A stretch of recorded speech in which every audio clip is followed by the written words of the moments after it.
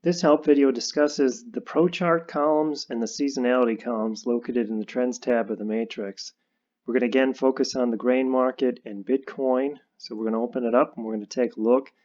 The Pro Charts are located in column BM, and the Seasonality trends are located through BN through BZ. The Pro Charts are charts that you can click. By clicking here, it'll load up into the cloud, and you're going to pull in something like this. This is Curren's Pro Chart. This is for the ETN. The price is derived on the top column. The Pro Index is right here in the middle. It's red, and the dark red series is the Public Index. And what you're looking for here is for divergences. The pros tend to drive the price down, and that's the most durable. Here in the corn, the price of corn was driven down until right about here, where the pros started buying and started generating an upward drift. This lasted until the recent rally where the Pro Index peaked right about here. I know price is climbing again, but it's creating a slight subtle bearish divergence right now that needs to be resolved. What you want to look for within the Pro Index, it's kind of like the smart versus the dumb money. The smart money is the pros, where the dumb money is the public. You want to find rallies that are supported by professional buying or declines that are supported by professional selling. It's really not the trend height that's the most important, but rather the relative movement. As long as the index makes higher highs or higher highs relative to the most recent high, it suggests continuation or an upward drift, and that's really the most important. It doesn't matter whether or not this high here is below or above this high as much as this high clips above the relative high here. The public index is useful, but only to an extent. It just kind of says the public is knee deep, and usually in a speculative driven rally, the professionals tend to be buyers of them, but the public is almost always the buyer. So the public always chases strengths and sells weakness, whereas the pros kind of can do the opposite, and they're more unique, and that's why we follow them. So if we head back to the matrix here, the other columns here are seasonality, and seasonality is located from different months. The date of the time series is located here, so the grain markets have seasonal trends that go back roughly to about 1959, whereas Bitcoin goes back to about 2010, and it shows the relative monthly performance. It's nominal, it's not spread against any risk-free asset, but a nominal return within that given month.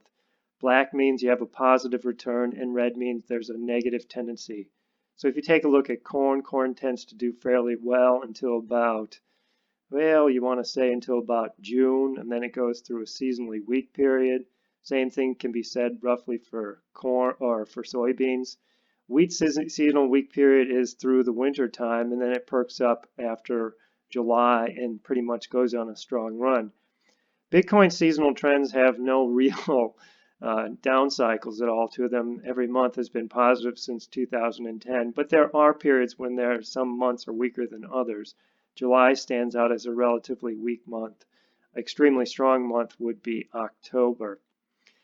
All of these actions here are based on the ETNs combined with the continuous contracts, and as this disclaimer down here discusses, the continuous contract rollover can distort seasonal trends.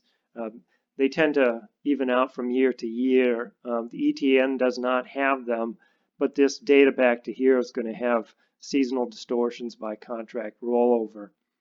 So that's really the column or the discussion that's provided by both the Pro Charts and the seasonality. If you have any questions, contact me directly through the blog or leave some comments under the video. Either one is fine.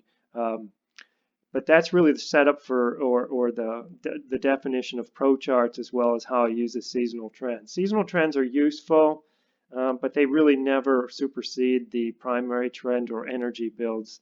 They tend to complement other analysis, complement alignment.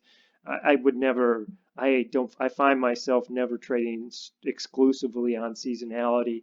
Markets tend to factor in seasonality with the alignments of the composite trend and the monthly trend. So it recognizes it tends to correct during seasonal weak periods.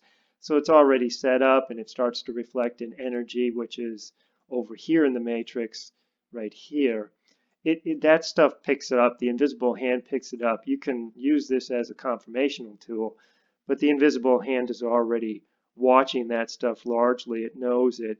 But if there's a large energy build or a strong flip that occurs during a seasonally weak period, it's not uncommon for price to power through that weakness from seasonality perspective. So if you have any other questions, let me know. If not, thanks for watching the video, and keep watching the instructional videos to learn and gain more confidence using the matrix.